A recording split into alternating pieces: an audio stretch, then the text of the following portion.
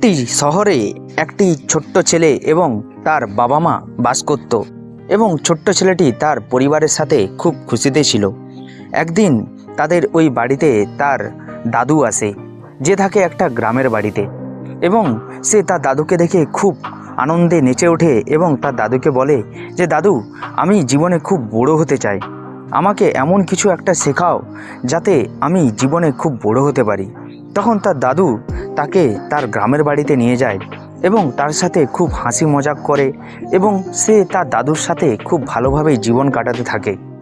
তার কিছুদিন পর তার দাদু তাকে বলে, তোমাকে আমি একটা ভালো ঘটনা দেখিয়ে দেব, তাহলেই তুমি বুঝতে পারবে যে তুমি জীবনে কিভাবে বড় হবে।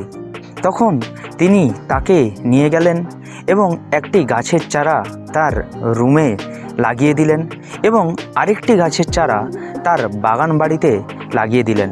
চারা লাগাতে লাগাতেই তিনি তার নাতিকে জিজ্ঞাসা করলেন যে, আচ্ছা তুমিই বলো যে এই দুটি চারার মধ্যে কোন চারাটি সব থেকে তাড়াতাড়ি বড় হবে এবং একটি পরিণত গাছে বিশাল আকার নেবে।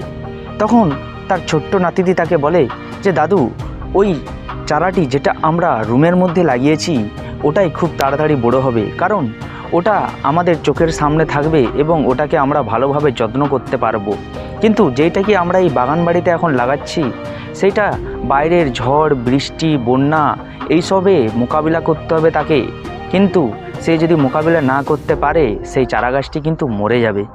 তারপর সে কিছুদিন পর তার ঘর চলে গেল। আবার ঠিক 4 বছর পর সে যখন তার দাদুর কাছে আসে তখন সে তার দাদুকে বলে যে, দাদু, চলো দেখে আসি কোন গাছটি তাড়াতাড়ি বড় হয়েছে। তখন সে তার দাদুকে নিয়ে গিয়ে প্রথমে রুমে ঢুকলো এবং দেখলো সেই গাছটি একটি ছোট্ট চারা গাছ থেকে ছোট্ট একটি গাছে পরিণত হয়েছে, কিন্তু যেটিকে তারা বাগান বাড়িতে লাগিয়েছিল সেইটি একটি পরিণত বিশাল গাছে পরিণত হয়েছে এবং তার শাখা প্রশাখা ভালোই বেড়ে উঠেছে এবং সেটি একটি বিশাল গাছ হয়ে গেছে।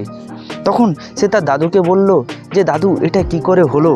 তখন তার দাদু তাকে বলল যে, এটা এই কারণেই হলো, কারণ ওই ছোট্ট চারা গাছ দুটি, একটি আমাদের বাড়িতে যেটি ছিল সেইটি শুধুমাত্র আমাদের পরিচর্যার মাধ্যমে বড় হয়েছে, কিন্তু যেই চারা গাছটি বাইরে ছিল সেটি বাইরের ঝড় বৃষ্টি বাদল সব কিছুকে মোকাবিলা করে তার নিজের প্রচেষ্টায় বড় হয়ে উঠেছে। সে তার জীবন সংগ্রামে এগিয়ে গেছে।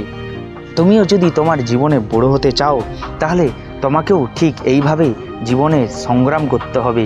যে জীবনে সংগ্রাম করতে পারবে সেই যদি একবার ওই সংগ্রাম কাটিয়ে উঠতে পারে তাহলে সে সবথেকে বড় এবং সফল মানুষে পরিণত হবে।